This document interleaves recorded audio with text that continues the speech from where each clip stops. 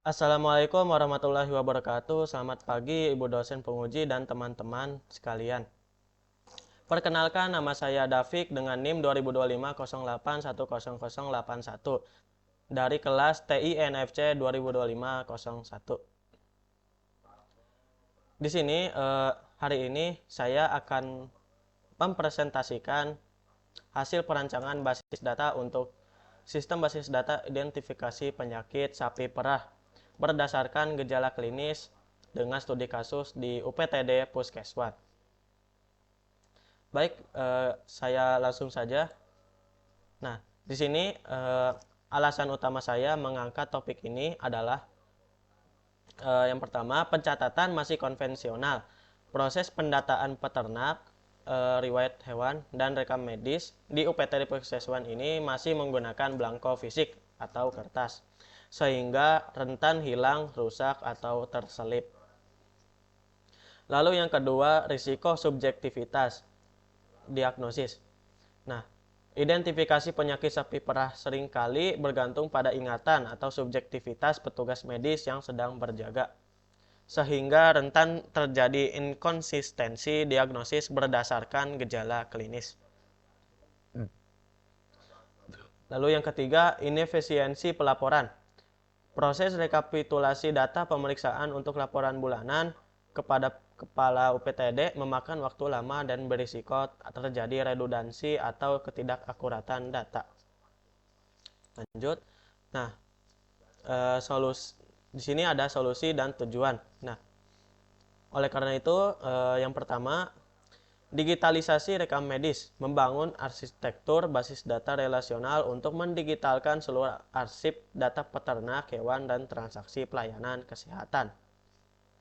Lalu yang kedua, otomatisasi identifikasi, menerapkan sistem pencocokan antara gejala fisik yang dialami sapi perah dengan basis pengetahuan atau aturan gejala untuk menghasilkan rekomendasi diagnosis penyakit yang lebih objektif. Lalu yang ketiga, integrasi pelaporan, memfasilitasi pembuatan laporan rekapitulasi kesehatan hewan secara otomatis dan real time untuk mendukung pengambilan keputusan strategis oleh pimpinan. Lanjut. Nah, sini kita masuk ke perancangan alur data flow diagram. Nah, di sini ada diagram konsep yang menjadi gambaran besar sistem. Nah, di gambar ini ada 3 aktor, yaitu pertama peternak. Nah, peternak ini memberikan data keluhan sapi ke sistem, lalu akan menerima hasil diagnosis dan juga resep obat. Lalu aktor kedua ada petugas puskeswan, ini bertugas mengelola data master. Ya, maksudnya yaitu data peternak, hewan, penyakit, obat, dan keluhan. Dan petugas puskeswan ini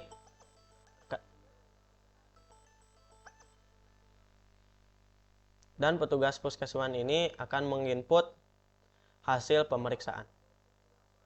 Lalu aktor terakhir, kepala UPTD. Nah, di sini akan menerima output berupa laporan rekapitulasi bulanan secara otomatis dari sistem. Baik, lanjut. Di sini ada DFD level 0. Pada tahap ini kita bisa melihat bahwa aplikasi Puskeswan ini memiliki 7 modul proses utama. Oke, lanjut. Yang pertama, proses 1.0. Nah, di sini tugasnya ke kelola peternak ya. Petugas melakukan pendataan dengan menginput biodata peternak baru untuk disimpan ke tabel peternak. Lanjut, yang kedua, proses kedua 2.0. Petugas ini mencatat identitas sapi perah yang dibawa berobat dan menghubungkannya dengan data pemiliknya di tabel hewan. Lanjut ke proses 3.0. Nah, di sini mengelola penyakit dan gejala. Ini adalah fondasi basis pengetahuan. Petugas menginput daftar penyakit beserta ciri-ciri gejalanya untuk dijadikan acuan diagnosis. Lanjut ke proses 4.0. Sini untuk mengelola obat. Petugas mendata katalog dan stok obat-obatan yang tersedia di puskeswan. Lanjut ke proses 5.0. Sini untuk pemeriksaan ya. Saat peternak melapor, petugas membuka belangko pelayanan digital sistem untuk mencatat sesi pemeriksaan baru bagi sapi tersebut. Lalu proses 6.0 ini adalah proses paling krusial. Akan mengambil input keluhan dari peternak. Dari proses ini adalah rekomendasi diagnosis penyakit dan penentuan resep obat yang akurat. Lanjut ke proses 7.0 atau pembuatan laporan. Nah, terakhir, sistem ini menarik seluruh riwayat data transaksi pemeriksaan, penyakit, dan obat untuk dikompilasi menjadi laporan rekapitulasi secara otomatis bagi kepala UPTD. Oke, lanjut. Di sini ada ERD notasi Martin. Nah, secara konseptual, entitas utama saling berelasi dengan format one to many. Misalnya, satu peternak memiliki banyak hewan.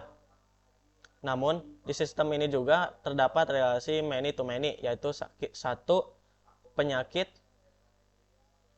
memiliki banyak gejala dan satu pemeriksaan bisa menghasilkan banyak obat. Untuk mencegah error pada database, relasi many to many tersebut saya pecah menggunakan dua tabel perantara, yaitu entitas aturan gejala dan detail resep. Oke, lanjut. Di sini ada ERD notasi Martin.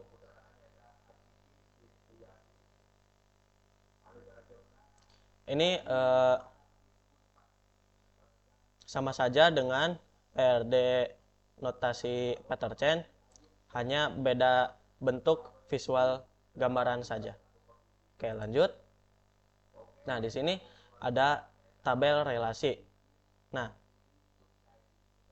di sini total ada 8 tabel yang saling terhubung.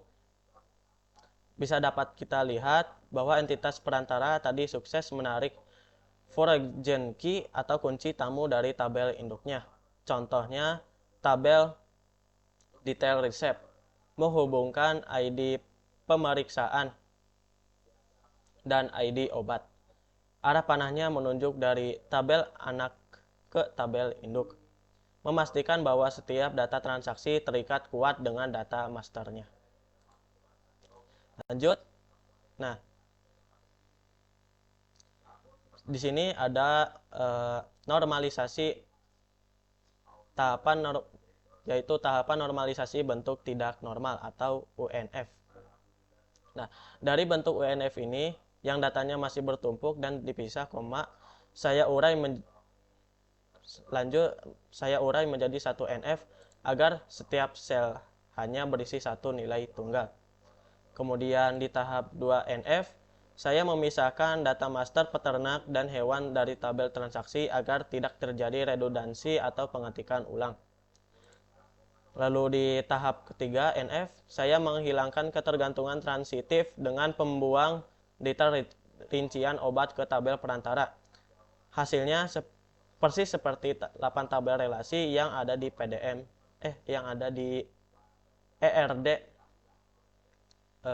notasi Martin sebelumnya. Baik, kita masuk ke bagian kesimpulan. Perancangan basis data UPTD Puskeswan ini telah divalidasi hingga tahap normalisasi ketiga untuk menjamin integritas data yang terbebas dari redundansi dan anomali modifikasi. Secara operasional, sistem ini mengeliminasi subjektivitas diagnosis melalui pencocokan otomatis antara input gejala klinis dengan basis aturan pakar. sehingga menghasilkan rekomendasi penyakit dan resep obat yang presisi.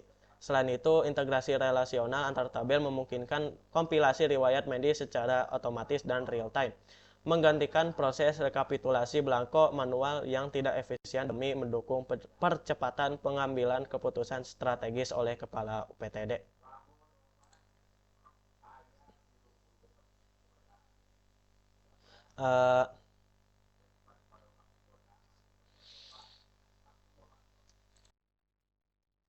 Demikian presentasi dari saya.